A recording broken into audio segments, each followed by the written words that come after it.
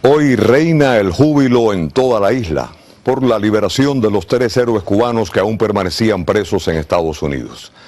De inmediato les ofrecemos las emotivas imágenes sobre la llegada a la patria de Gerardo Hernández, Ramón Labañino y Antonio Guerrero. El encuentro con Raúl, con su familia y con su pueblo. Como prometió Fidel en junio del 2001, cuando dijo, volverán, arribaron hoy a nuestra patria Gerardo, Ramón y Antonio.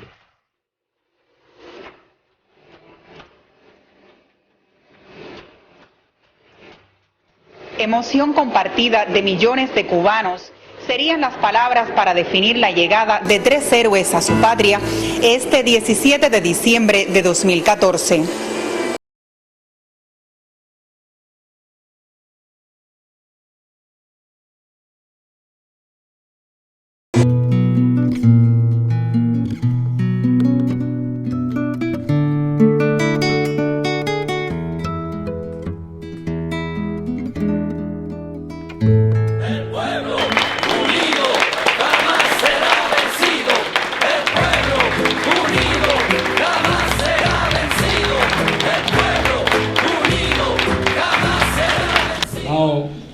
Consul didn't mention it, but we know each other since we were teenagers.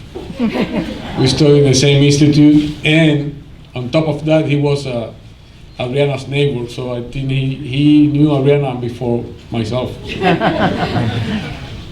It doesn't matter how many times I watched that video. I couldn't help but get it moved. I touched it. I was watching the video and I was thinking, maybe you're not gonna be interested, but if any day in the future, any of you would like to be canonized or become a saint, you already have one important step, because all of you has made a miracle. And the miracle is that I am standing here right now in front of you, speaking on behalf of my 4 brothers and our families.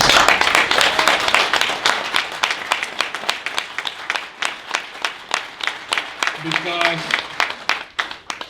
as our brother mentioned, I had 2 life sentences plus 15 years, which meant that I have to die twice and still I have 15 more years to go. But the people who had that plan for the 5 didn't count on friends like you. They didn't realize how powerful solidarity is and how powerful unity and struggle is.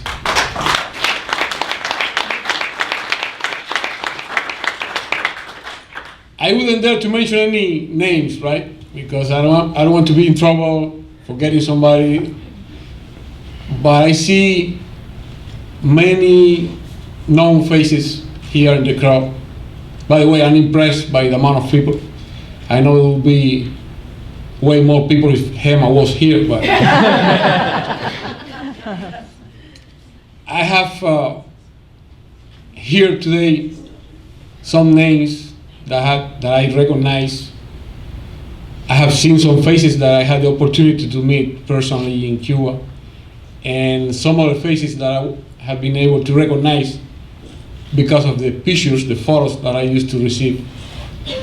And the first thing I would like to tell you is, on behalf of the 5, on behalf of our families, and especially on behalf of Adriana, who has been here with you, thank you so very much.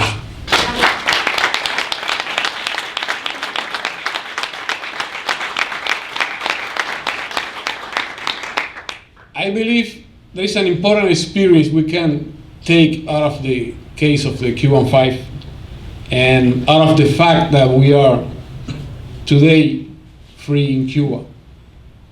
And it is, again, the power of struggle, but also the power of unity. Because the plan they had for the Five was, the intention they had was to divide us. And as soon as we were arrested, they tried to get René to plead guilty, get any of us to cooperate, to sell out the others. And they never ceased on that intentions, but they couldn't do it. And I believe that is something to learn from that. On this world that we are living today, unity is more important every day. And you know, I don't want to address some issues because I understand that there will be some questions later. So I try to be brief. I mentioned Gemma, and I know many of you were hoping that Adriana would be here with our little girl. And I'm gonna tell you on behalf of Adriana, the reason that why they are not here. We have been working on giving a little sister or brother to Gemma. And it's a process, and as part of that process, Adriana had some important appointments with doctors, and precisely on these days. So we have to choose, we have to decide. And I decided not to bring her and Gemma, and we were sure that you would understand that.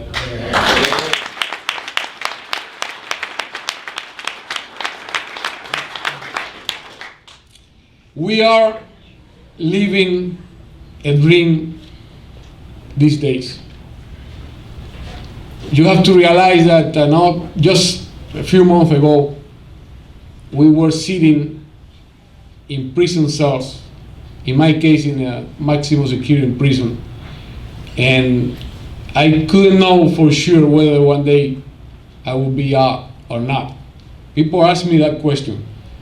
Did you think that you would be out one day?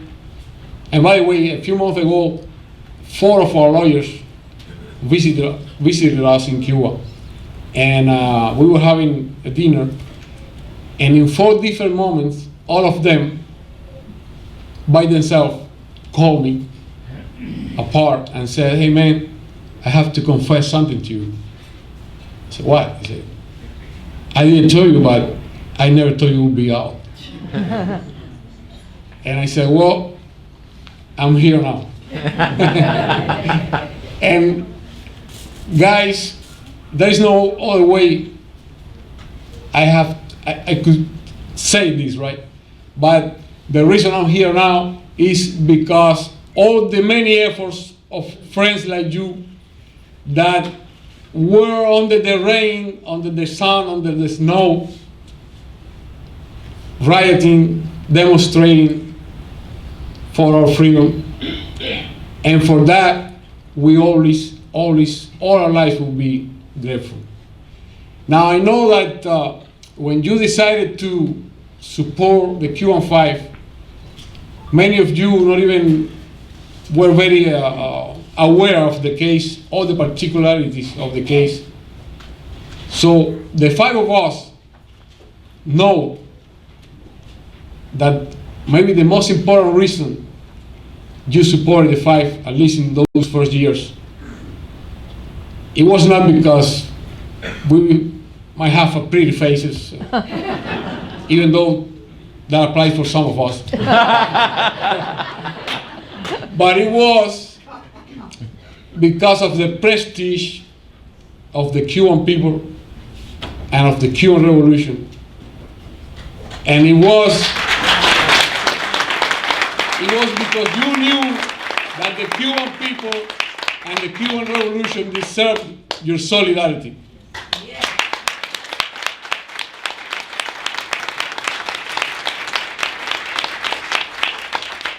And I have to tell you today, even though we are celebrating victory today in the case of the Five, we still have many struggles ahead. And we still need of you, and we still need to count on your support and your solidarity to get away with the blockade, to get the Guantanamo base back to the Cuban people, to make the illegal radio and TV transmission against Cuba to cease, and for many other struggles that we Cubans still got ahead. I don't want to be too long. As I said, I understand that there are going to be some questions, but my main message today, again on behalf of my four brothers and our families, is thank you very much. You made it. We made it because of you. Thank you. And la lucha continúa. Gracias.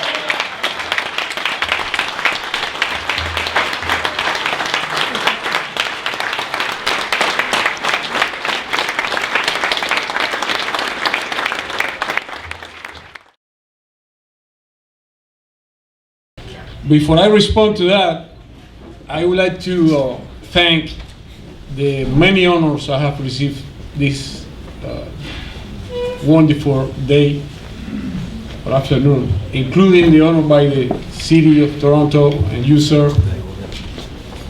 You and our many friends here could have the satisfaction today of being sure, despite the many critics that I'm sure you received through the years for supporting the Five, today it is demonstrated that you were on the right side of history, and that is very important.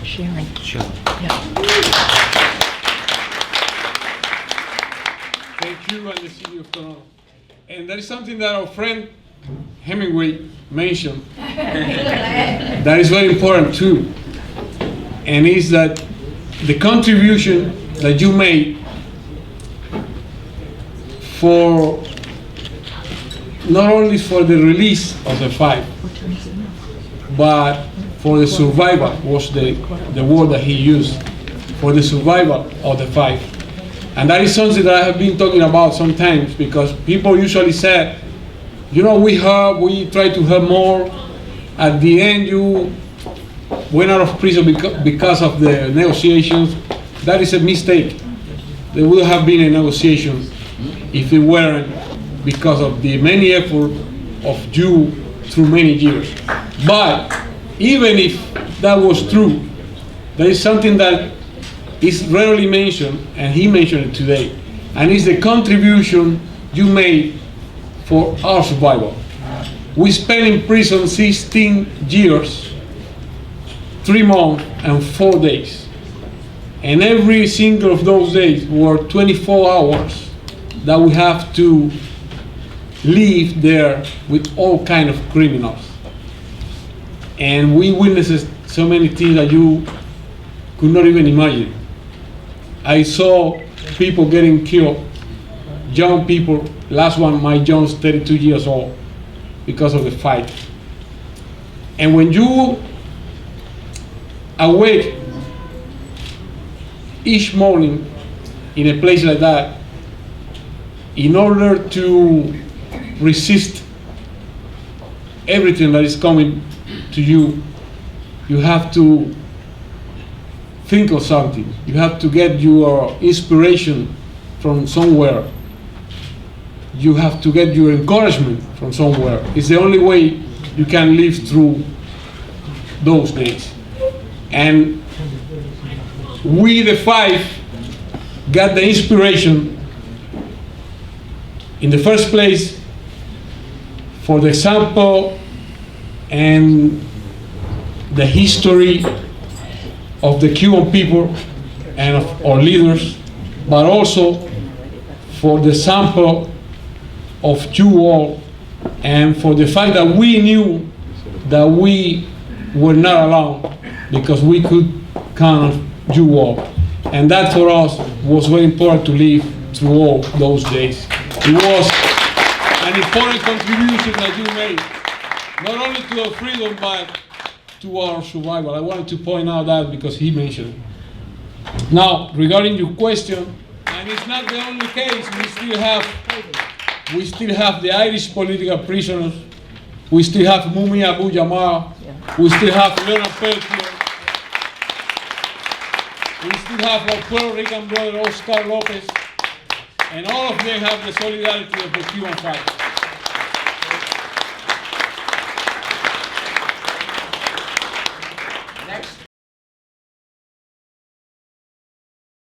I have to tell you, I saw a change country, which made me very happy, because if after 20 years I see the same country, that will be denying dialectic, you know.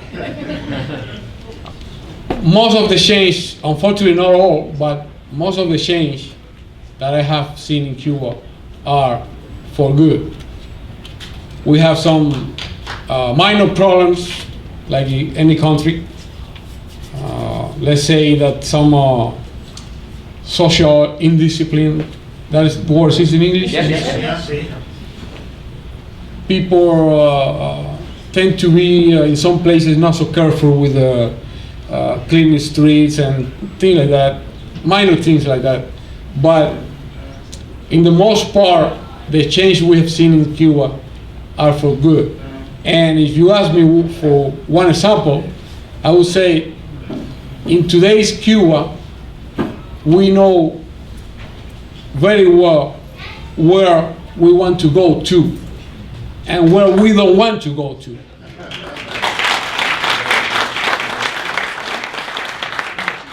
In today's Cuba, we talk very openly about our own problems, and it is our leaders, the one that encourage us to talk openly about our own problems.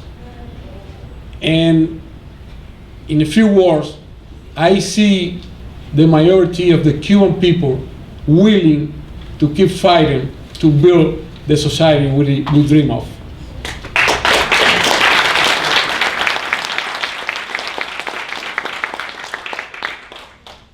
Of course, that's not to say that it's gonna be easy. That's not to say that we don't have problems. We just have to keep struggling. What would have been of this world without a struggle, you know? We have to keep going.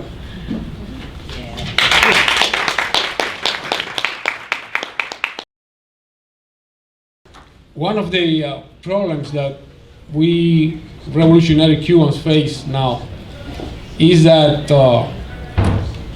the majority of our population was born with the revolution. They didn't know capitalism.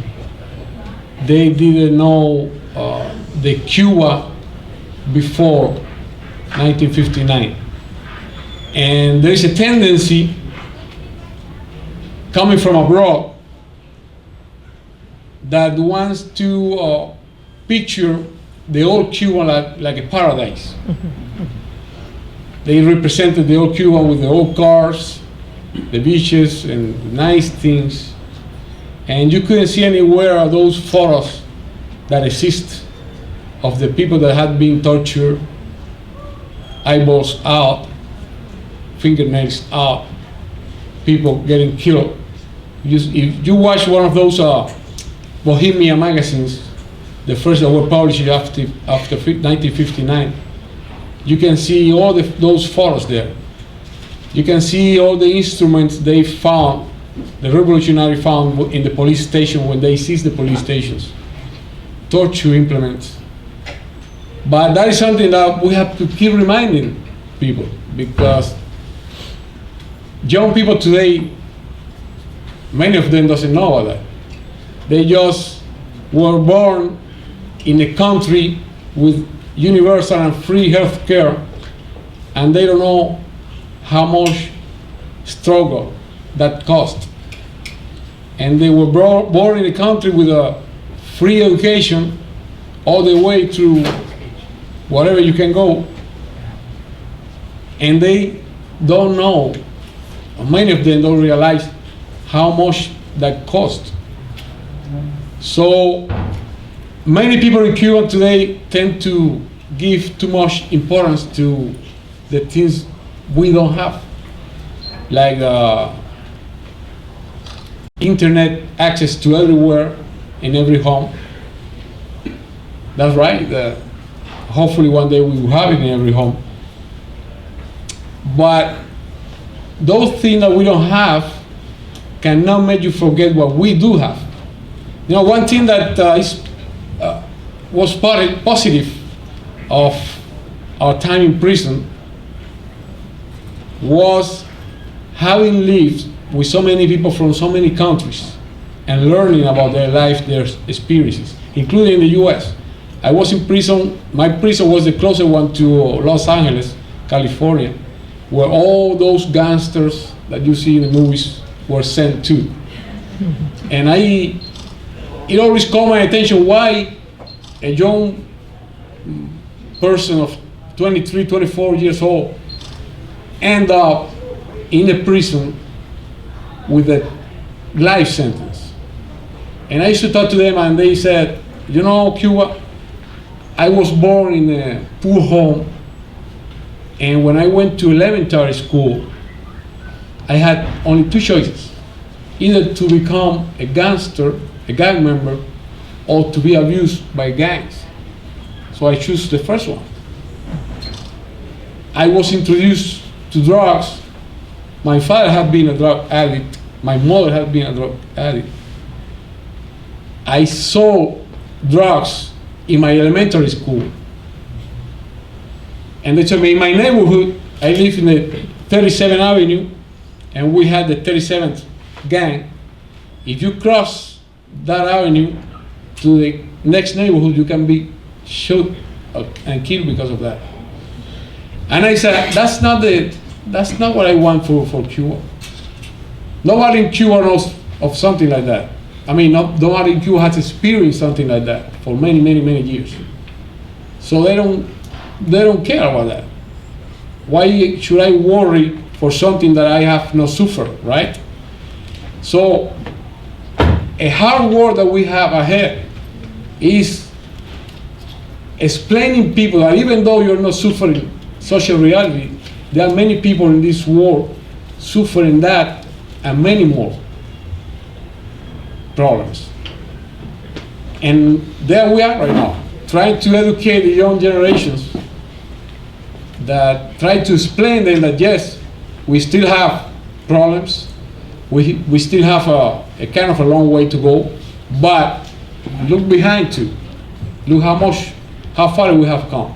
And that's something that it might be easy to tell you right now, but it's not easy to educate the people on that line of reasoning. And I would say that that's one of the main problems that we have ahead, talking about these kind of issues, right? We have the economy and all the things, but talking about the ideologically hurdles, that would be one. Because you have to consider that we are facing an enemy that has a huge propaganda machinery and billions of dollars to promote what they want to promote. All those people that I met in prison, you rarely can see them in Desperate Housewives and all that kind of thing. They don't talk about that. They don't tell you in a movie, in an American movie, that Saul Londo's daughter, for example, went to study medicine in Cuba and is back now in a community in New Mexico,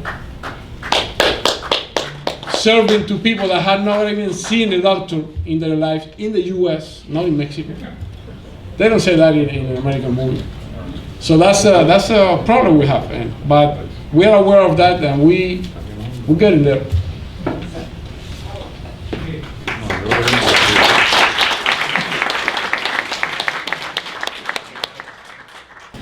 You know, to me, to the Five is a huge honor to be to have the title of Hero of the Republic of Cuba, of course.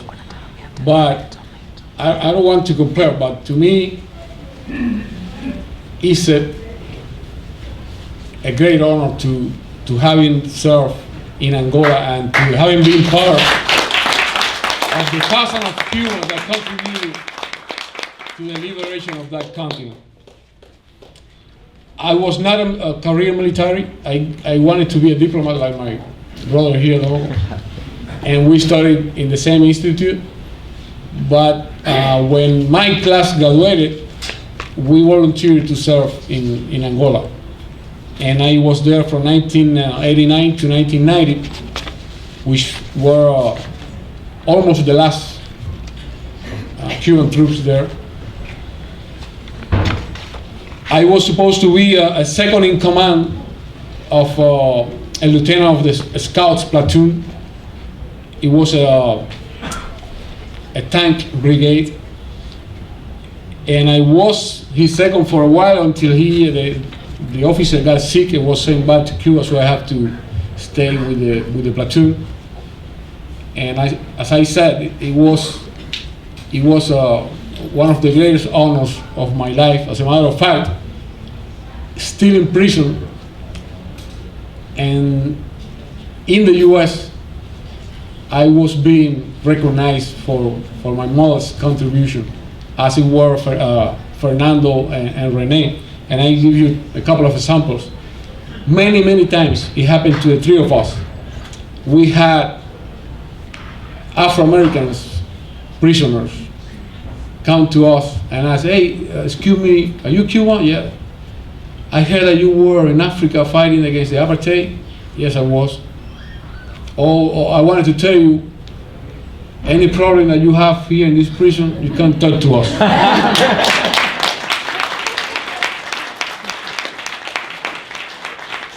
And my last experience on that regard was a couple of months before we were released. I received a letter. It was Veterans Day in the US. And I received a letter from a kid, an Afro-American kid, from a school in, if I don't remember wrong, it was in the Bronx. And he said, hi Gerardo, my name is, I forgot his name, and I think he said he was in 4th grade. And he said, my teacher, today's is Veterans Day. Of course, I received the letter a couple of weeks ago. After that. And he said, today is Veterans Day, and my teacher asked me to write a letter to a veteran. And my father told me about you. And my father told me that you were fighting in Africa against the apartheid regime. So I wanted to write my letter to you to say thank you. And I was very moving.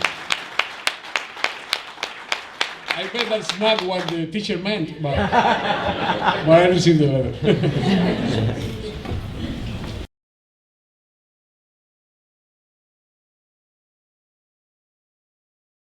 Well, of course, everything I say here is my own opinion, right?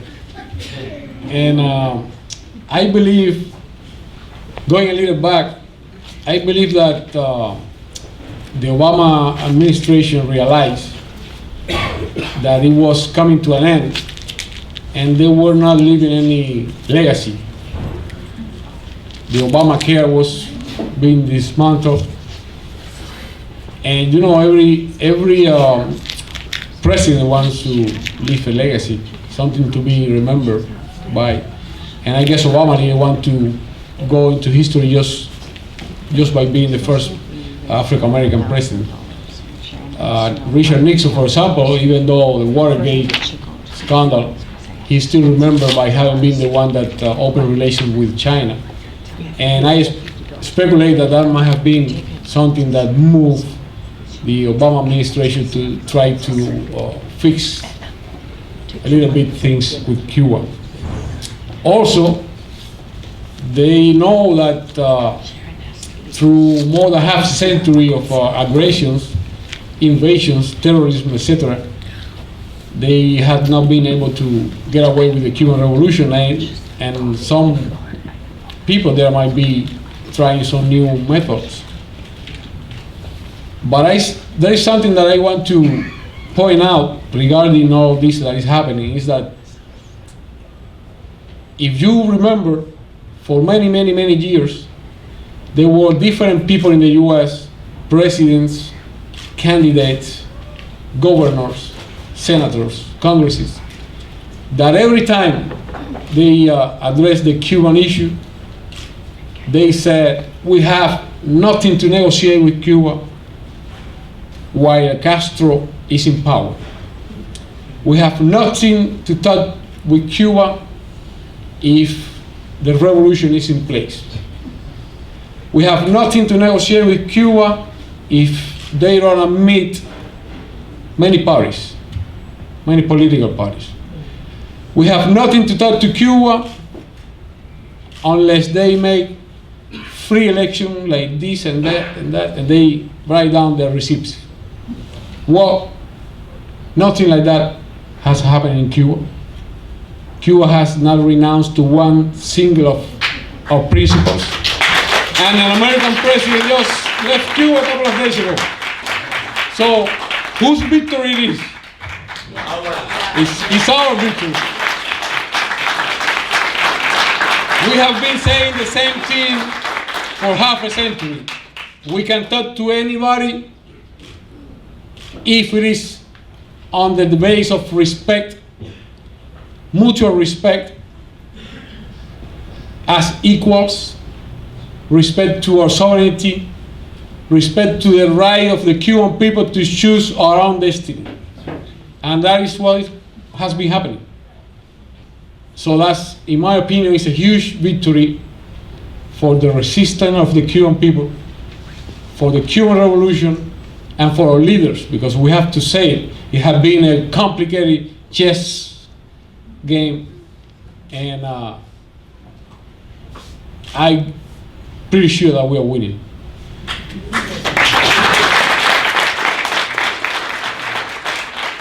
It's not to say that, it's not to deny that there are some dangers involved, of course.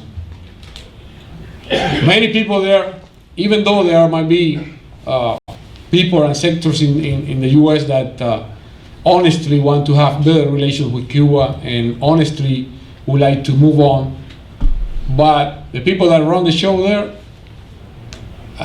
in my opinion, they might have something else in mind. We Cubans are not naive. We cannot forget history. And for the fact that they've signed a paper saying that we now have relations, that doesn't mean that the imperialism will cease to exist. Yes. That doesn't mean that imperialism is not going to be imperialism anymore. Yes. We are not naive. We are aware of that. You can be sure that we Cubans are aware of that.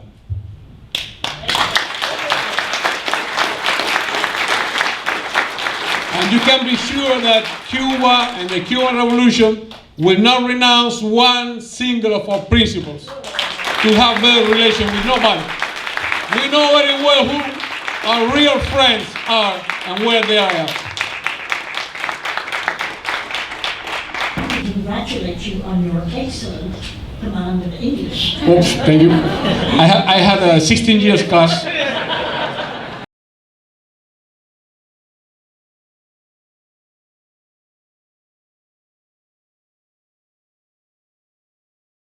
You know, while I was in prison, I used to receive many letters, and you know that because you were the one that sent it.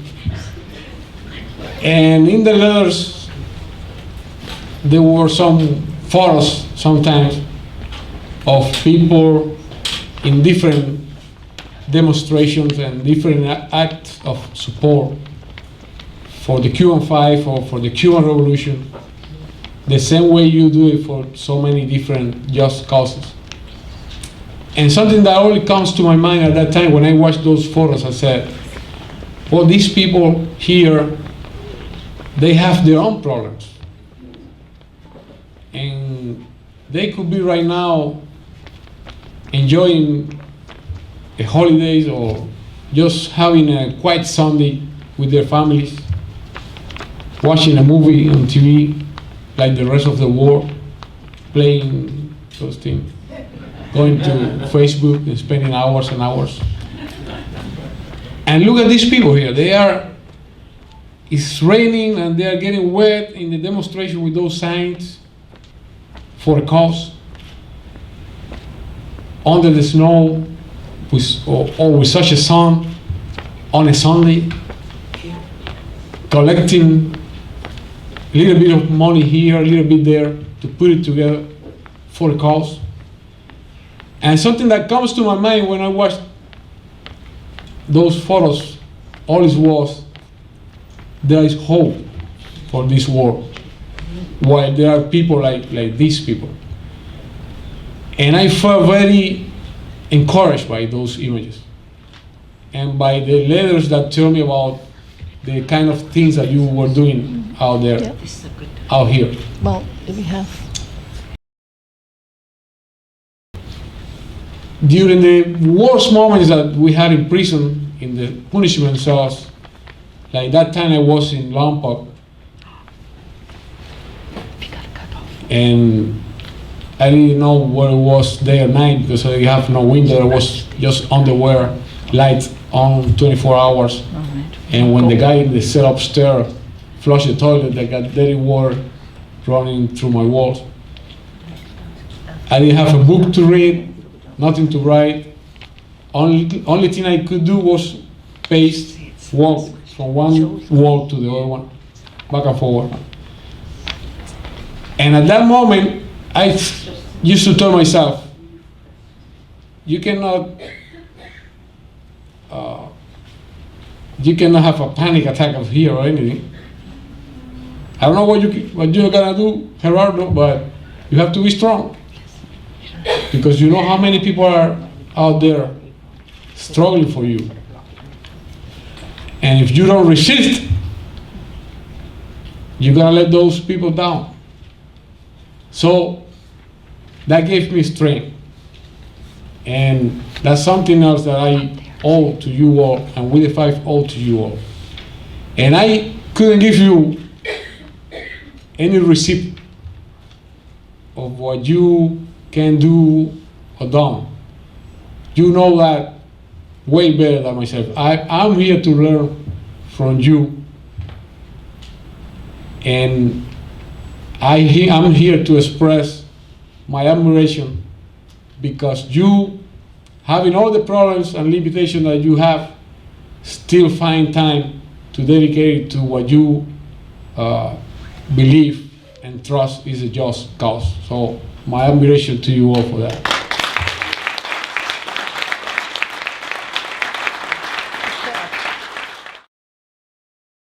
You know, through our 16 years in prison, we many times expressed our solidarity with the Palestinian people. And I believe that if there is a cause that the Cuban people feels identified with, is the cause of the Palestinian people. Unfortunately, when they talk about walls, they mention the Berlin Wall, and they don't mention some other more outrageous walls. But you can be sure that the Five, as sons of the Cuban Revolution, are identified with the struggle of the Palestinian people and express our support and solidarity every time.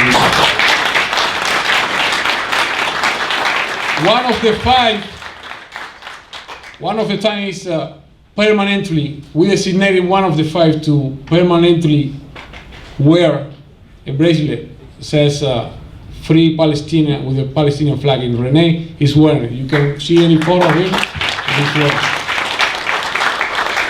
For those of you that doesn't speak Spanish, he is asking whether during our time in prison we thought that we would never get out and that solidarity would not prevail.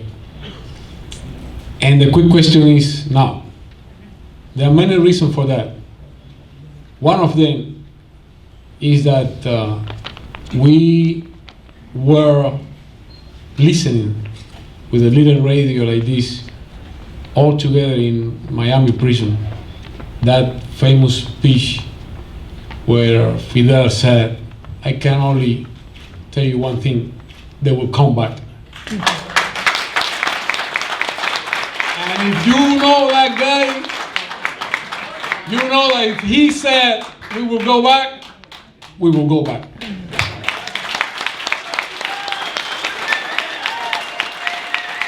Thank you very much.